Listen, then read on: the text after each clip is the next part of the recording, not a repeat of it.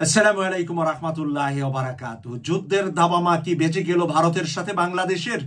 এইমাত্র মানবজমিন পত্রিকায় যে ব্রেকিং নিউজটি আছে সেই ব্রেকিং নিউজটি আপনাদের সামনে তুলে ধরছি। ভারতীয় মিডিয়ার খবর, সীমান্তে তুর্কি ড্রোন মোতায়েন করেছে বাংলাদেশ, সতর্ক অবস্থানে দিল্লি। ভারতের পশ্চিমবঙ্গের কাছে তুরস্কের নির্মিত ড্রোন মোতায়েন করেছে বাংলাদেশ।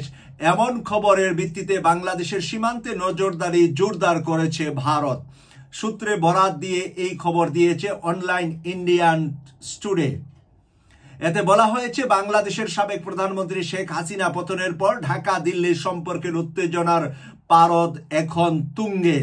হাসিনার পতনের পর সীমান্ত জুড়ে উত্তেজনা আরো বৃদ্ধি পেতে পারে এমন গোয়েন্দা তথ্যের পটভূমিতে নড়েচড়ে বসেছে ভারত।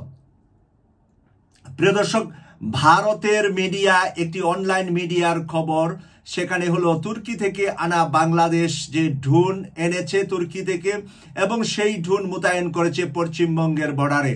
ভারতের বর্ডারে বাংলাদেশ ড্রোন মোতায়েন করে ভারতের সাথে যুদ্ধের জন্য বাংলাদেশ প্রস্তুত, এই কথা প্রচার করছে ভারত।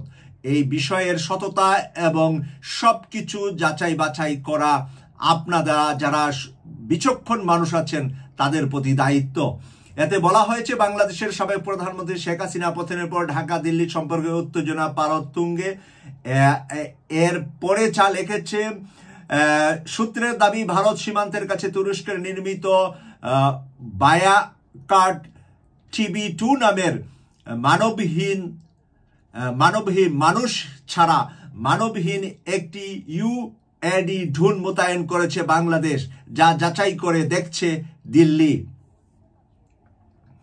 গোয়েন্দা তথ্যের ভিত্তিতে ইন্ডিয়ান টুডে বলছে, সীমান্তে মোতায়েন করা এসব ড্রোন গোয়েন্দা তথ্য সংগ্রহ এবং নজরদারির মিশনের জন্য পরিচালনা করছে বাংলাদেশ সেনাবাহিনী এগুলা পরিচালনা করছে। সেনাবাহিনীকেও তারা তাদের বিরুদ্ধে দাঁড় করিয়েছেন। তারা দাবি করছেন, হাসিনার পতনের পর সীমান্তে এলাকায় পা রাখতে শুরু করেছে বাংলাদেশের কথিত চরমপন্থীরা। ভারতের গোয়েন্দাদের দাবি, উগ্রপন্থী ও চোরাকারবারিদের ভারতে অনুপ্রবেশ ঘটিয়ে রাজনৈতিক অস্থিতিশীলতার সুযোগ নিতে চাচ্ছে বাংলাদেশের রাজনৈতিক মহল। আমরা ভারতকে তছনছ করে দেওয়ার জন্য ভারতের ভিতরে আমাদের লোক পাঠাচ্ছি, ভারতকে গন্ডগোল করার জন্য তারা এই সংবাদ প্রচার করছে তাদের মিডিয়ায়। ইন্ডিয়ান টুডে ভারতের এক সিনিয়র গোয়েন্দা কর্মকর্তা বলেছেন, হাসিনার পতনে তারা যে উদ্বিগ্ন, কেননা তার পতনের পর সীমান্ত এলাকায় ভারত বিরোধী উপাদানগুলো সক্রিয় হয়েছে। এমন রাজনৈতিক অস্থিরতা এবং সীমান্তে ড্রোন মোতায়েনের বিষয়ে দিল্লিকে আরো সতর্ক অবস্থা নিতে হবে বলে জানিয়েছেন এই কর্মকর্তা। ভারতের সেই গোয়েন্দা কর্মকর্তা জানিয়েছেন যে বাংলাদেশ ভারতের বর্ডারে যেভাবে ড্রোন এবং যুদ্ধের প্রস্তুতি নিয়েছে, দিল্লিকে আরো সতর্ক থাকতে হবে এবং প্রস্তুত নিতে হবে বাংলাদেশের সাথে যুদ্ধ করার।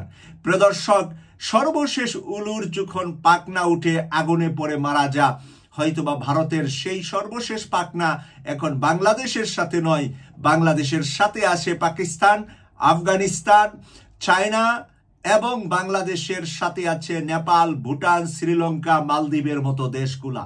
তাই ভারতকে তার ওই পশ্চিমে আরব সাগর আর আমাদের পাশ দিয়ে বঙ্গোপসাগরে মরা ছাড়া তাদের আর জায়গা থাকবে না যদি বাংলাদেশের সাথে তারা কোনো উত্তেজনামূলক কাজ করে এবং এই ধরনের কোনো বানোয়াট সংবাদ প্রচার করে, যেই সংবাদগুলোর ভিত্তি আছে বলে আমি মনে করছি না। আপনারা কি মনে করছেন? কমেন্টস করে আপনাদের মতামত লিখুন।